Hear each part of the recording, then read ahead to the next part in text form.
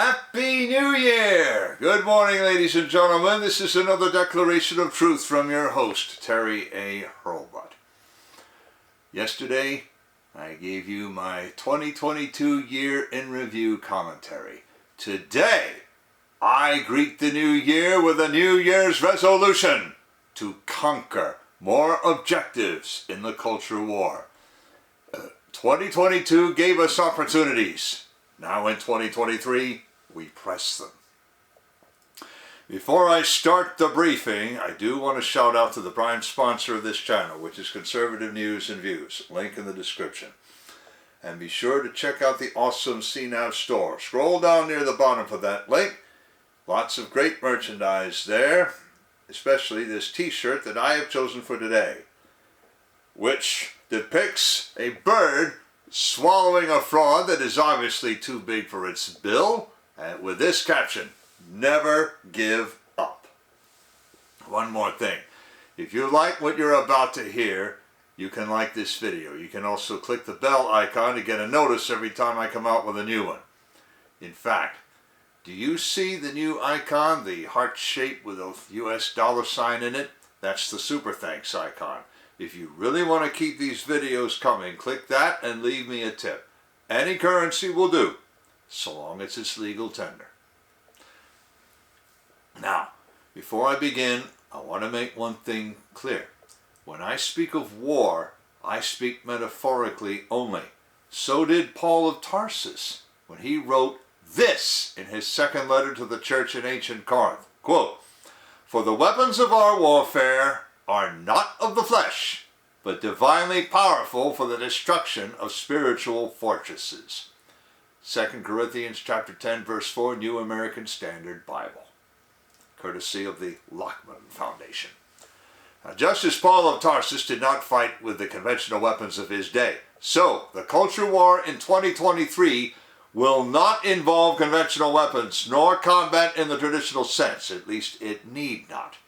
Instead, the theaters of war will primarily be electoral, social media, and legal. The House of Representatives will likely not be a theater for conquest. True, Republicans, not Democrats, will control that chamber. So if the House Republican Conference holds together, they could forbid the president to violate the Constitution any further than he already is trying. Or rather, they could forbid Ambassador Rice, the shadow president, to do this.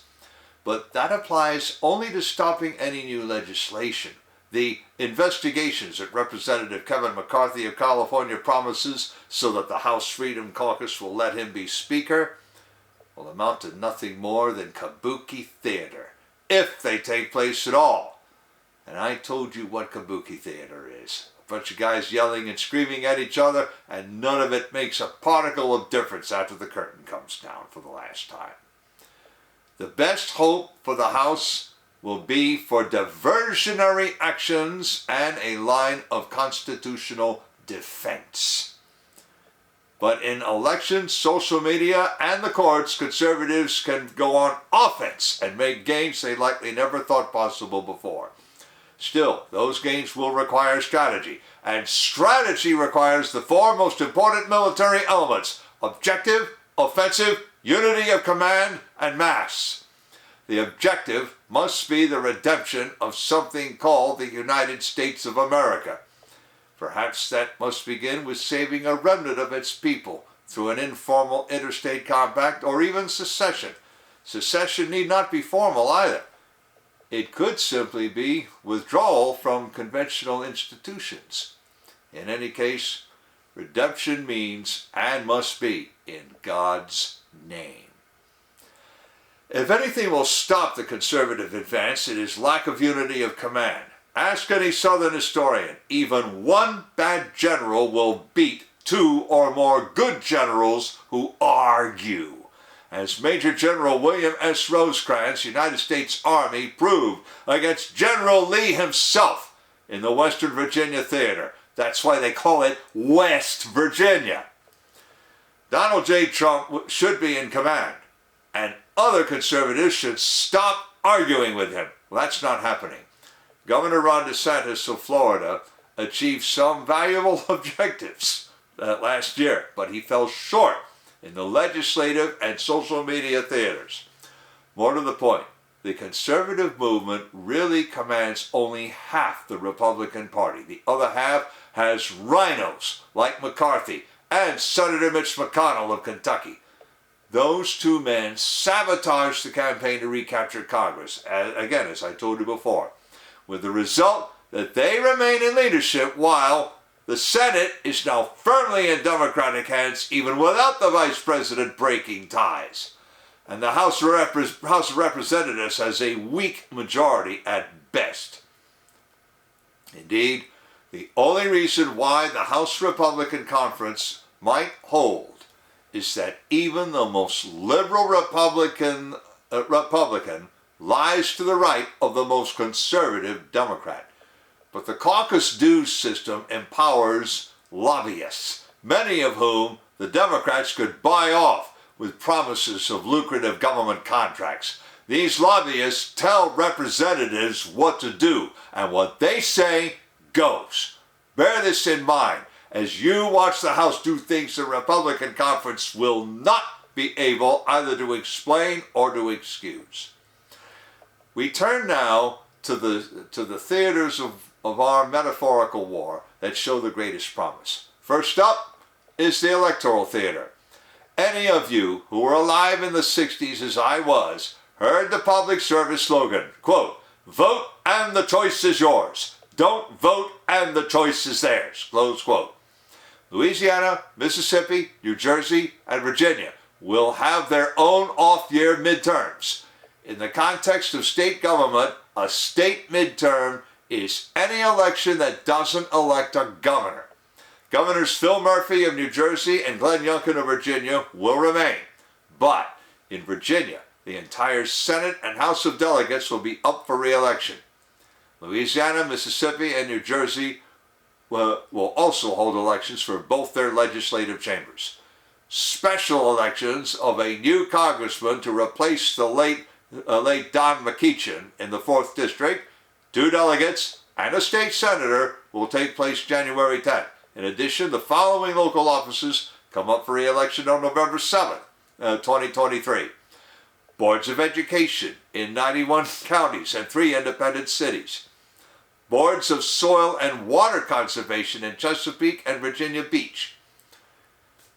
City councils in 3 independent cities and town councils in 16 towns. And boards of supervisors in 95 counties. I encourage anyone to stand up in any legislative election. Win or lose, such campaigns serve as diversionary actions and as platforms to get the message out. More to the point, county, municipal, schools, sheriffs, and prosecuting attorney elections have always been the sleepiest. Wake up, everybody, and pay attention to these elections. Boards of education especially have our future generations in their direct hands. Boards of supervisors and city councils can make life happy or miserable at the most basic level. And sheriffs, as constitutional officers, can thwart unconstitutional state or even federal enforcement actions. Regarding prosecuting attorneys, George Soros has put in place many who won't prosecute even for violent offenses. When I look at what the Los Angeles County District Attorney is now doing and what he is not doing, I cannot help but recall the actor William Tallman, who died of lung cancer 2 years after wrapping a TV project in which he played Los Angeles County's most famous fictitious district attorney. What would he think of the real-life LA County DA who won't prosecute even a murder if the perpetrator were a member of a protected class and the victim a straight, cis, white man or woman? I shudder to imagine it. And by the way, those of you who enjoy the Perry Mason show, either in your memories of its first run or in syndicated reruns, see only the battles Hamilton Berger lost, which were likely a fraction of his caseload. As Tallman portrayed him, Hamilton Berger was an unflinchingly dedicated public servant, unlike the pretend DA they have today. And what Vince Bugliosi, who really held that office, would think of the situation, I shudder even harder to imagine. All I wish to say, be careful whom you vote for prosecuting attorney or sheriff. And instead of just voting for whoever is on the stiff flyer card you get in the mail, consider running for school board or county supervisor yourself. If you have children, their futures are on the line. And act, judge, and vote accordingly. The lessons your children learn today will inform their choices as adults. I will turn to the social media theater next. Before I do, I want to shout out to a sponsor who can really help you through the economic storms to come. That sponsor is oursilverlines.com. Do you feel like you're working harder for your money just to get by? You are not alone. The fluctuating economy, employment issues, and unexpected changes in life have left many people's families struggling over the last few years. Collecting gold and silver can help shield you against many of these challenges. But if you're like me many years ago, you don't know where or how to start. Our Silver Lines helps by connecting you with thousands of members who are learning the secrets to creating and protecting true wealth by collecting precious metals. Now, whether you just want to collect rare and unique coins or take advantage of the business opportunities this company provides, either way, they can help you learn to live an exceptional life. Visit oursilverlines.com to learn how you can build a legacy for your future. And now, the social media theater. Elon Musk changed the game when he bought Twitter, and especially when he released the Twitter files. Before then, we all knew that social media organs were state actors, but at best we lamented that trust and safety teams, or whatever their moderators called themselves, were mutually simpatico with themselves and with bastions of leftist thought, namely colleges and universities. But then the Intercept revealed, or boasted of, the hand-in-glove relationship between social media, the gloves, and government agencies, the hands. The Twitter files gave us not only the proof, but the means and methods. By the way, I won't say that Elon Musk is the perfect anti-villain, unfailingly devoted to the cause of justice. Instead, I regard him as learning what's at stake and applying those lessons as he learns them, which, in case you didn't know it, is what a hero really is. The Attorneys General of Missouri and Louisiana, together with several famous censorship targets, now are prosecuting a massive lawsuit against President Biden, Press Secretary Karine Jean-Pierre, and a vast list of government bureaucratic defendants. Eric Schmidt, the AG of Missouri, will take his seat in the U.S. Senate this upcoming week. But conservatives must fight their real battles in social media itself. Twitter, while perhaps not absolutely secure, is safer now than ever before for freedom of speech. Conservatives must leverage Twitter to fight censorship on other platforms or promote lesser-known platforms that don't censor. BitChute, Brighteon, and Rumble are the three most prominent. But let me warn you right now, do not touch TikTok with a proverbial 10-foot pole. They are the social media organ of mainland China, the Middle Kingdom to rule the world. With apologies to J.R.R. Tolkien. The U.S. House of Representatives and several government offices now forbid their staff to use TikTok, and with good reason. Now, let me say a few words here about Gab, the walled garden empire of Andrew Torba. Andrew Torba has actually built a platform with a fully independent infrastructure and now has created his own marketplace, payment processor, news aggregator, and video service. But he has made clear that he wants to create a neo-Amish society and make his empire part of that. As such, I don't expect him ever to try to grow his platform other than by attracting people who share that vision. Which furthermore is hard to discern, because everything he posts to Telegram from May 25th, 2022 onwards seems set to self-destruct. That reminds me of the mission orders that those characters, Dan Briggs and then Jim Phelps, used to get in Mission Impossible. You know how those orders ended. Quote, "This tape will self-destruct in 5 seconds." Close quote. Anyway, that's how it is to read any of Admiral Torva's output. "This Telegram message will self-destruct in 5 seconds." Or as soon as you read it. Well, we'll never get anywhere with self-destruct messages. And the problem with parallel societies, such as he advocates, is that they very often are undefended. This invites conventional combat attack, for which I don't believe Torva has prepared. For all that he advises sales of firearms and ammunition on his marketplace. Redemption of the social media space is still possible, and while it remains possible, it must remain a definite objective. Andrew Torva evidently wants nothing to do with that. We do. We must. And now I come to the most important theater of the culture war in 2023, the legal theater. I talked about this before, a month and a half ago, and it bears repeating. The political left opened a theater in the courts in the last century. Their victories in that theater transformed this country into the decadent and even satanic society it has now become. And I talked about that before in my retrospective on the close of the 2021 Supreme Court term. The left achieved its most outrageous victory in 2015, Obergefell versus Hodges. Look it up. Nor, I maintain, did the left shun justicial murder.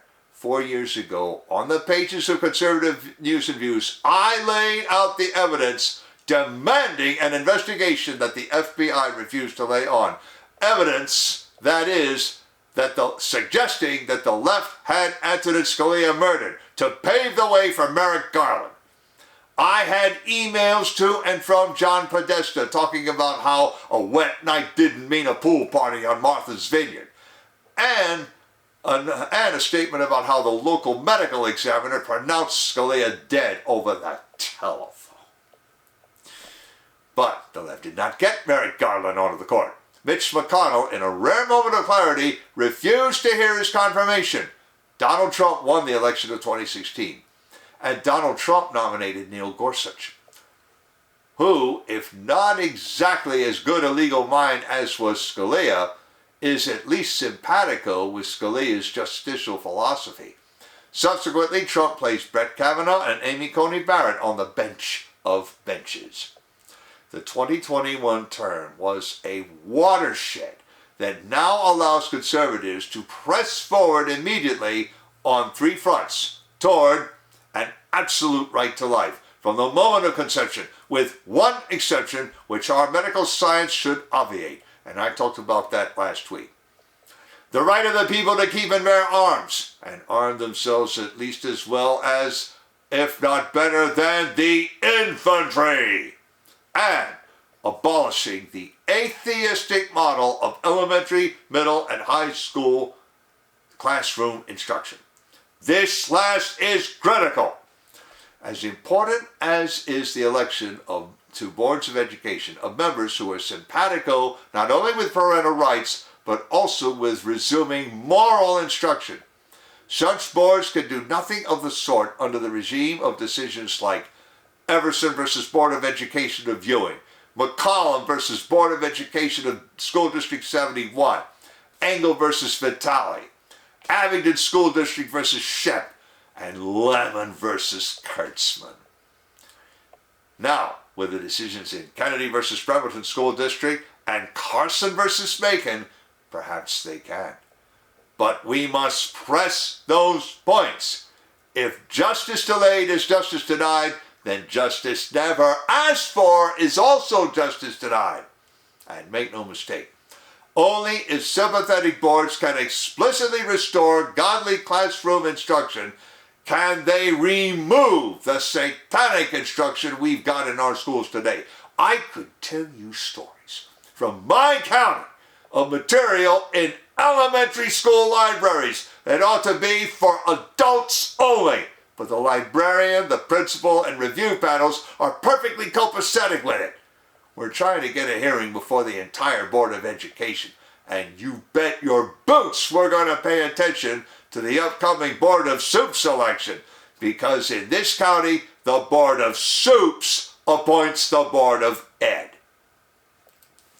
Hey, spare me the comparisons to the dystopia in Ray Bradbury's Fahrenheit 451. Yours are the very voices who directed the state actor censorship of social media since 2018. Restoration of godly instruction will inevitably lead to recognition of an absolute right to life. Why? Because the right to life follows directly from the law, prophets, and writings that Christians call the Old Testament. And you know who you are. You simply call them Tanakh, which is the Hebrew acronym. Psalm 139, verses 13 through 16. Look it up.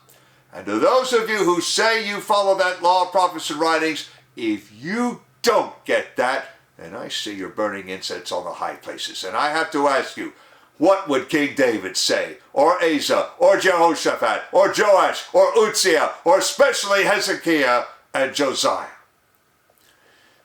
Gun control has its own enabling precedent the court still hasn't struck down entirely. U.S. versus Miller. Gun control stands because the Miller, in that case, was nowhere to be found when the United States government petitioned for review of an appellate ruling in Miller's favor. So, gun control stands by default. It's time to revisit that precedent. And the only way to do that might be to violate directly the National Firearms Act and then sue it away. This is how people have gotten rid of every unconstitutional act. Violate, then invalidate. That indeed might be the only method our courts recognize. Hey, that's how they got rid of Roe. It takes elementary, even gonadal fortitude and unflinching resolve.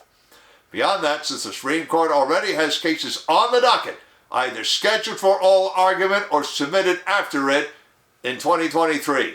These cases involve representation in Congress, reverse discrimination, the Biden student loan forgiveness program, and immigration law. All will come to decisions in 2023. Watch for them. Furthermore, a JAG Corps must stand ready to challenge every act or executive order that violates the Constitution in any way. Justice never asked for is justice denied. These, then, are the marching orders for conservatives in the United States for 2023. The ground we take this year will bring larger social redemption much closer. That includes carving out a legal space for the remnant to withdraw from certain institutions so that we can eventually replace them. 2022 showed the strength of the enemy still has in some institutions. They include clerkships and boards of elections in blue states and counties, colleges, universities, and high, middle, and elementary public schools, and conventional medicine. We now have several openings to make inroads into or take over the most vital institutions that affect people's lives. But openings do nothing by themselves. We must use them.